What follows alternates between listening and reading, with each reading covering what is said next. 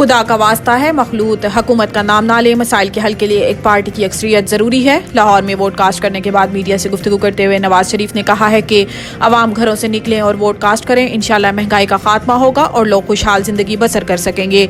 यही लोगों का तमन्ना है और इस ख्वाब को पूरा होना चाहिए। उन लोगों ने आकर इस ख्वाब को खराब किया जिससे हमारे मुआशरे में बिगाड़ पैदा हुआ। इससे कबल ठीक चल रहा था। इन्होंने कहा है कि हमारे मंशूर में सब चीजें तफसील से लिखी हैं कि हकूक अवाम के दरवाजे तक पहुंचने चाहिए और हम पहुंचाएंगे। एक सवाल के जवाब में नवाज शरीफ ने कहा है कि खुदा के वास्ते मखलूत हुकूमत का नाम ना लो। अगर मुल्क को मसाइल हल करना है तो एक पार्टी को अक्सरियत मिलना बहुत जरूरी है। एक पार्टी को पूरा मैंडेट मिलना चाहिए।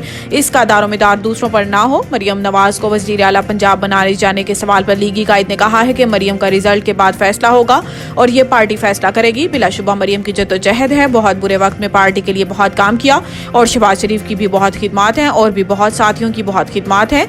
जेलें काटी हैं, हमजा जैसे बच्चे ने जेलें काटी हैं, बड़ों ने तो काटी हैं। हम कुर्बानियां देकर ये दिन देख रहे हैं।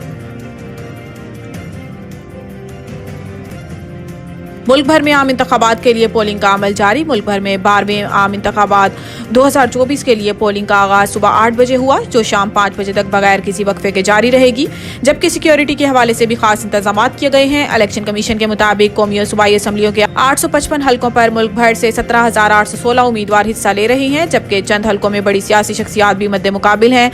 इलेक्शन कमीशन के आदाद शुमार के मुताबिक 12,85,87,760 वोटर्स हक के राय दही इस्तेमाल करेंगे, जिनमें 25 साल तक उम्र के 2,35,18,371 नए वोटर्स भी शामिल हैं। वोट कास्ट करने के लिए शहरी को असली शनाख्ती कार्ड के साथ पोलिंग स्टेशन जाना होगा, जहां वो कौमी और सूबाई असम्बली के मेंबर को वोट कास्ट करेगा। कौमी के लिए सब्ज जबकि सूबाई असम्बली के लिए बैलेट पेपर का रंग सफेद है। मुल्क भर में मोबाइल और इंटरनेट सर्विस आर्जी तौर पर बंद कर दी गई। मुल्क भर में मोबाइल सर्विस आर्जी तौर पर मुअत्तल कर दी गई। इस्लामाबाद, रावलपिंडी के बेशतर इलाकों में मोबाइल सिग्नल्स बंद, इंटरनेट की सर्विस भी मुतासिर। तमाम मोबाइल नेटवर्क्स 4G इंटरनेट बंद कर दिया गया। तर्जुमान वजारत दाखिला का कहना है कि मुल्क भर में मोबाइल सर्विस को आर्जी तौर पर मुअत्तल करने का फैसला किया गया है। वजारत दाखिला की जानिब से जारी बयान में कहा गया है कि मुल्क में दहशतगर्दी के हालिया वाकयात के नतीजे में कीमती जानों का ज़िया हुआ है, जबकि अमन व अमान की सूरत हाल को कायम रखने और मुमकिन खतरात से निपटने के लिए हिफाजती इक़दाम नागज़िर हैं।